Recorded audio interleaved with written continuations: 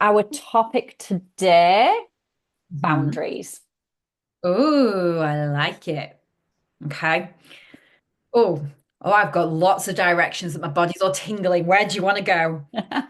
Right, so I have been thinking about when you're in the salon, Mhm. when you've got your client base, some clients are absolute golden and they turn up when they're supposed to, they reply to messages, they pay you on time. If they miss an appointment, they pay you. They don't assume that you can just kick back and have a cup of tea and you won't mind that they don't show up. However, on the flip side of that, we always have the ones that take a lend, Yep. they push the envelope, test your boundaries. We know the ones. So I thought today we could explore different ways to avoid Yep. awkward conversations and how to set those boundaries so that we don't get into those situations in the first place. I mean, obviously, starting with the right foot forward is always the best process, and making sure that you try and iron out issues before they arise. And I feel like experience comes to this because it's only when something goes wrong that you realize the gaps in your processes. But I definitely think that this is such a good topic. I am so excited. Okay. I think I'm old school. Oh, God, see, I don't even know where to go. I've got that much to share. Um, I think in today's world of social media, that is one of the biggest issues because, first and foremost, everything is available now.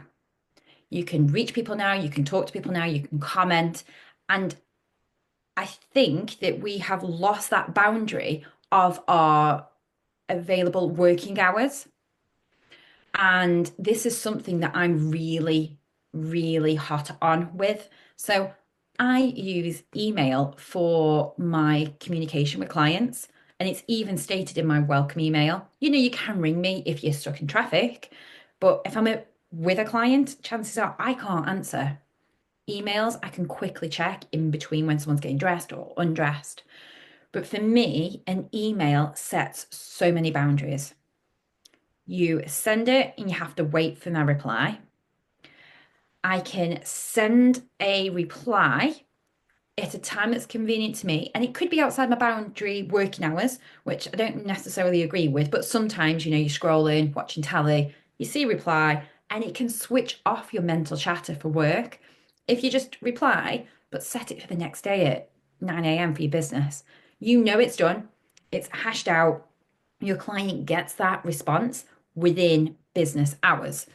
Instead, when we use social media for communication, if I engage in a reply to a client, I'm then expected to sort of continue that conversation. And you don't have that boundary to just respond there and then and pick it up the next day. You've almost got to continue it. So I'm really hot on timekeeping, sort of replying in business hours, not using social media because it also blurs that professionalism, I find. You always say, hi, hon, hi, chick.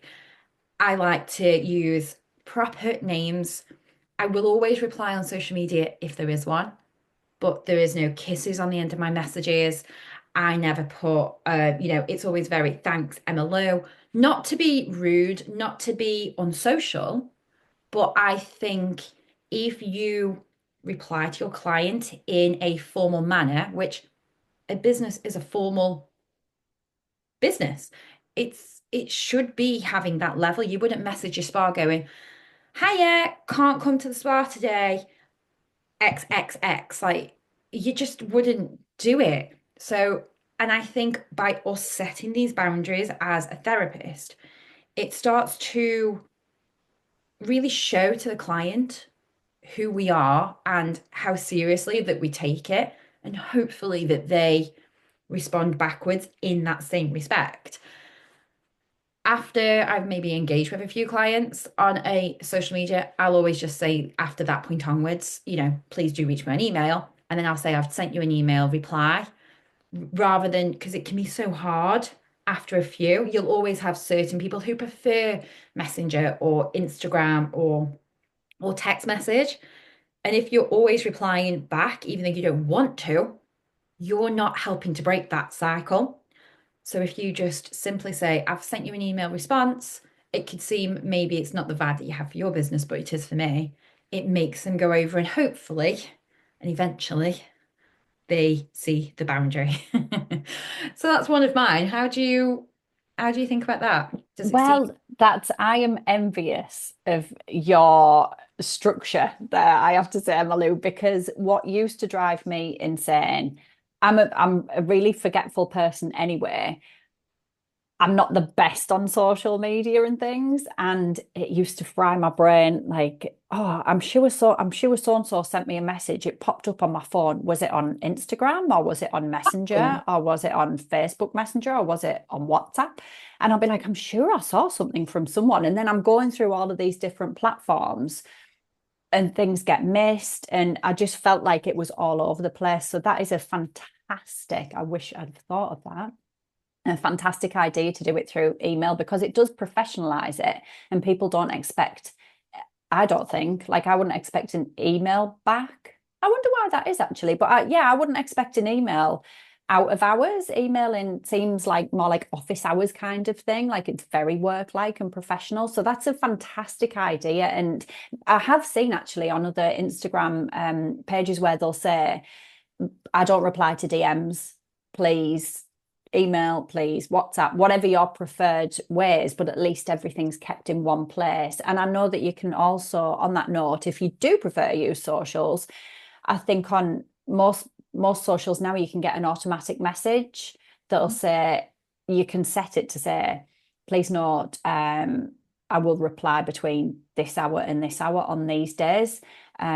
I was lucky with my clients that nobody was rude about it. If I didn't come back to them straight away, they would give me a gentle nudge because they'd know that I'd forgotten or overlooked it, perhaps. Like they'd say, "Oh, just checking that you got my message." I'd be like, "Oh, I did, but I forgot about it. Great. I'm glad you reminded me." But I know some people get like three question marks and stuff when I, oh, I mean that they would not be my client if someone was sending me stuff like that, I have to say. There's just no need for that. I do get it because I do, as we know, my sleep schedule is horrendous. So I am up and do so many bookings and things like that at night, like business or me going to somewhere else. So I love a booking system for that, for the flexibility for me. And I love that I can reply to people in a time that works. It just means that you are. And did you know that I'm pretty sure on social media now, on DMs, you can actually click and hold it, or is it WhatsApp? And it will say, do you want to send it within sort of a more time frame? And you can click what time you actually want the instant message on Instagram to send. That So is genius. it's sort of blurring the two a little bit, but still, I personally prefer email. And you just said about the Instagram auto reply. There's two. It took me a little while to test it and get it right, but you can send one message for when you're not at work. So past 6 p.m. and on a Saturday or whatever, that sort of says, I'm away from work. I will be back in on these hours. Please do send me an email. And then there's another one that says, I'm at work right now. I'm with a client. I will get back to you at this one. Or you could set it the same, but there is the flexibility of letting your clients know what information you want. So mine would have my email address on there. It would have my business hours, my working days, how many days it would take me to reply. Keeping it short and simple, but you can definitely put forward your boundaries on those automated replies. That's really good. Yeah. I'm making notes on this, to be honest, because I'm going to put these on our socials and things, just ideas to give other therapists, because Yeah, I didn't know about that at all. So that would be helpful information for everybody, I think. takes a bit of playing around, I think. You've got to just have a play, set yourself some admin time as your own boundary to look and test these things out, really. But we're all here for sharing, so if anybody else has any ideas, please send them in. Yeah. Oh, welcome. What else was I going to say? Oh, this will have to be a pause because I had something in my brain there and it's gone again. Oh, so the other thing that I used to get involved in, this is like dirty secrets, like Oh, confessions time, isn't it? so I can listen. Text tennis. Some of my clients used to um, insist on texting and or ringing, which was like you say, if you're not at work, you don't want to be answering the phone because you might just be in Tesco's or whatever you do, making the tea or whatever. You don't want to be answering the phone to phone calls. Um, with texting, it's backwards and forwards. What I used to struggle with was the ones that like that and are quite friendly, and they'll like get in the realms of like, oh hi, how are you doing? You're like, oh well, this is awkward because I like you. You're a great person, but like you're a client, you're not my mate kind of thing. I used to struggle with getting that separation kind of thing, and those are the ones that I couldn't perhaps have sent to emails. So I don't know, if I'd have started out like you did, but would you have any advice on how to maybe professionalize and set boundaries where you've let them go? How do you reintroduce those?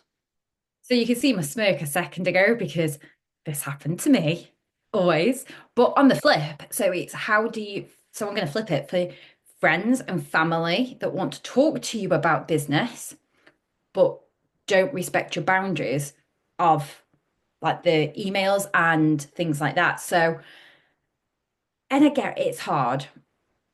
That professionalism that I was speaking about and boundaries before, I treat so anybody that comes to me for work, regardless of friend, regardless of family, they are treated as a client. They pay the same prices, they take the time out of my diary. So if I'm working, you know, everything is set and then there is no crossover. I think if you are saying that, your family, you can pay less, not that you can tell your landlord that you're going to pay less that month because, you've had family in. So that's a whole new conversation that I think I've probably covered before. But what I used to do is I'd still get WhatsApps and questions about my work from friends, and I would choose not to respond. And I wouldn't respond. And then they'd get the question marks and, hiya, can you let me know? Because I'm trying to book in sort of conversations. And I did then engage in response. And I just had to basically say very awkwardly, hiya, I haven't been ignoring you. I don't want you to think I'm ignoring you. I'm just not currently at work. And with you asking me a work related question, I obviously aren't responding. If you do have anything for work, please, as you've seen on your welcome email, do just email it me. And then I can make sure that I'm responding to you effectively, efficiently. And then if it's just general home chat, and did I want to crawl up my own backside? Yes, I did. Um, and you can have to sort of eat, sleep, repeat it. You do just have to keep saying, please refer to email, please refer, but you have to keep that consistency because if you slip, and you start chatting and engaging on that other platform. Or the other option that I have is I have my admin days. So maybe they like to text and you want a phone call or you want to email. I will then do all my phone calls on my admin morning on a Monday and say, hiya, I'm back in the office doing some admin. I've picked up your text message on Wednesday, Thursday, Friday. Would you like me to do whatever the inquiry is, sort of thing. But at least it's on your terms and you're responding in your way. The alternative is getting a business number. Yeah. Yeah, I tried that once, but then I kept forgetting to like switch it over. So on my phone, I could use two SIMs, but then you had to Oh, kind of choose which number you were going to use. It's an iPhone because you can have a physical SIM and an eSIM and two numbers on the same phone. But for me, I wouldn't recommend it because like you had to go in and you have a default one, and if you want to use the other one, you've got to go in and choose it, like switch it over. And I would forget and then message a client from my personal number and be like, "No, I would have got my personal number." but then So on that, okay, so let's delve into this because now my ears are pricked up. If you were on your default personal number and somebody texts the business number, did you get notification of it or not until you went onto it? I, from memory, I think you can choose, but you can get notifications from both and then choose which you reply from. And I think like it would be automatic. So if I got a business text and I replied, it would automatically reply back from my business number.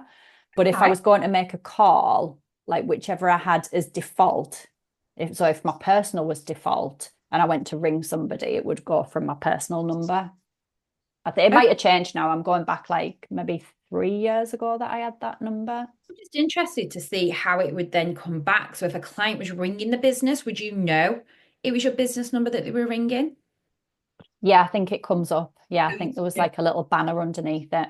to ignore the call until business hours. Oh, this is what I'm taking from today's conversation. This is up there. Or you can like switch it off, just you can have it active or not, just totally not have that active. The only thing is so it would stop calls and texts and probably WhatsApp because you could have two different WhatsApps. But your social media and things like that, depending what you use, would still kind of Yeah. come through. So it's not perfect, but it's an option. And before I forget, I do know somebody, I won't name any names, who used to tell their clients that they'd started employing a virtual assistant, a VA, to handle their messages. Let's call the VA Emily, for instance. And there was no personal assistant or virtual assistant. It was them, but it enabled them to put that distance between them of like the messages and the kisses and the hi hun. It could be just like, hi Sarah, your appointment is at so and so this day, or hi Sarah, your payment for X is still outstanding. And then they didn't feel as bad at like chasing people for money or whatever it was that they were doing. I've got another tip. You've just made me think. I'm on loads of forums for the industry, and you know how everything's in the comments, like the comments are where it's at. I have a folder on my notes called client responses. And basically, if I've seen a topic and I'm following it, and someone will say, "This is what's happened, X, Y, and Z. Can somebody help me with a response?" I then go through and find some people have articulated the best professional responses. I copy and paste it, save it into my notes folder, and give it a topic or title of if it's to do with refunds or vouchers or whatever. And even if I still have to edit it slightly, I have a template in my phone for thousands of responses. So if you're really, really stuck with what to respond with, you've got something that you can swap and change. And I think that's awesome, even if you don't save them, but to read and just see how, and a lot of things like that will come up, speaking to clients with names, setting the boundary, because straight away it's into professional chat. It's not on and relaxed, no X's, no kisses, just being to the point and taking out, it's hard taking the emotion out and treating it as business because that's what it is, it's business. But I think that's a really, really good tip if nobody's on that right now. Get doing that. Yeah, well, I'm writing that down as well because I'm just thinking that's something else that we can share within the Green and Gold Collective. We could have some stock responses for people that are struggling to set boundaries, something that's polite but straight to the point. And it reminded me of the conversation we had maybe a couple of Zooms ago about like over apologizing as well. And I think we were talking about it in terms of when we were doing price rises and we were saying like don't apologize for putting your prices up, which are probably still not in line with what the industry should be charging. But we're like, I'm really sorry, I've thought long and hard about this. Same with going to bring me on to deposits. Like if you've got your processes in place where you take a deposit to protect your business, to protect your income, to make sure that they're going to turn up, don't apologize for taking, be like, you've missed your appointment today. Hope everything's okay. As per the terms and conditions, 100% of your booking is now payable. Here's the account details. I look forward to seeing you next time. Yeah. No, I'm really sorry, but it's my terms and conditions, and I'm so sorry to have to do this to you. Like, no, if you were booking for the dentist or cinema tickets, or if you booked a hotel room, all of those things, you understand that you buy like gig tickets, you buy a ticket. If you can't go, you've lost your money. I Yeah. don't. I use a booking system for this because I find it takes out I suppose, a bit like the AI. It takes out that awkwardness. Clients can normally book, and you can choose. You can normally say, do you want to take a deposit or do you want to just click to confirm with card? Now, there's pluses and minuses for both. For me, I'm very lucky that the cards that clients put on the file have got money in them and that so for me, there is no deposit taken. It is just purely put your card details in, book, you click to confirm that 48 hours before, if you need to cancel, there's a 50% charge. And if it's on the day or you've just missed it, there's a 100% charge. Now, I have two automated emails that send dependent on when you've cancelled.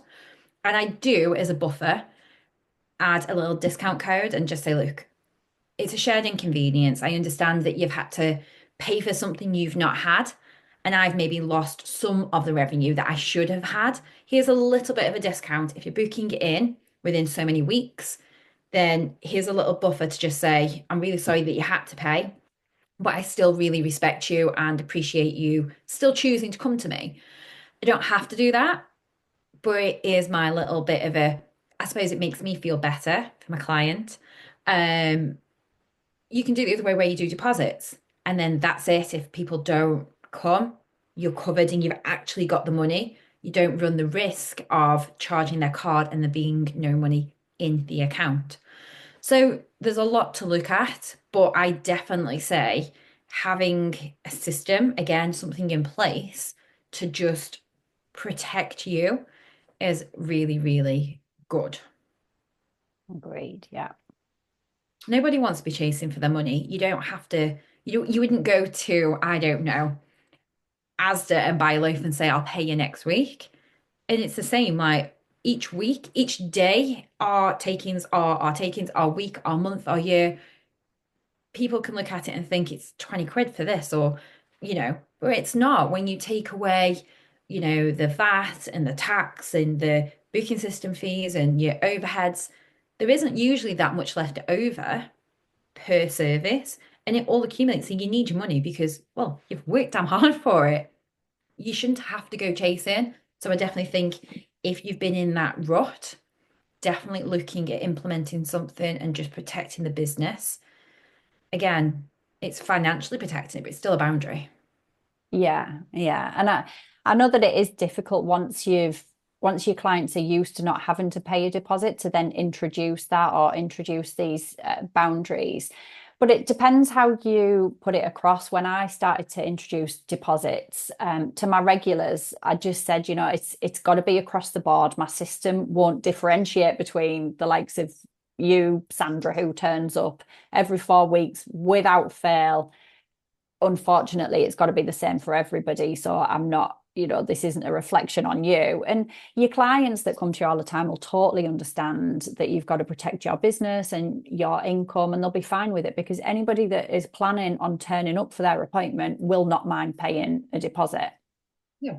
It's only the ones that disagree with it, I've found, are the ones that are maybe hedging the bets and they might have made an appointment with you and someone down the road because they're not sure which appointment they want to take and they'll just not show up for one of them, whichever's convenient. And it just weeds out those people that don't take your business seriously and maybe weren't going to show up in the first place.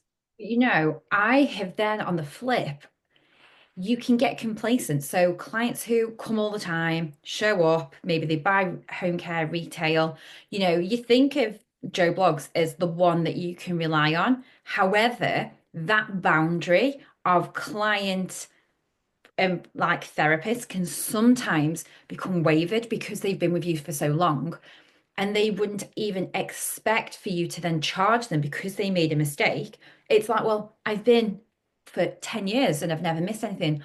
And I understand that it's a complete mistake. Like, it can happen to anybody.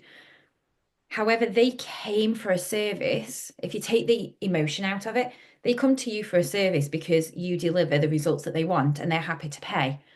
They've paid for your time each and every time. They've covered the products and everything else. But none of that outweighs today's column, today's money, today's revenue that you can't get back.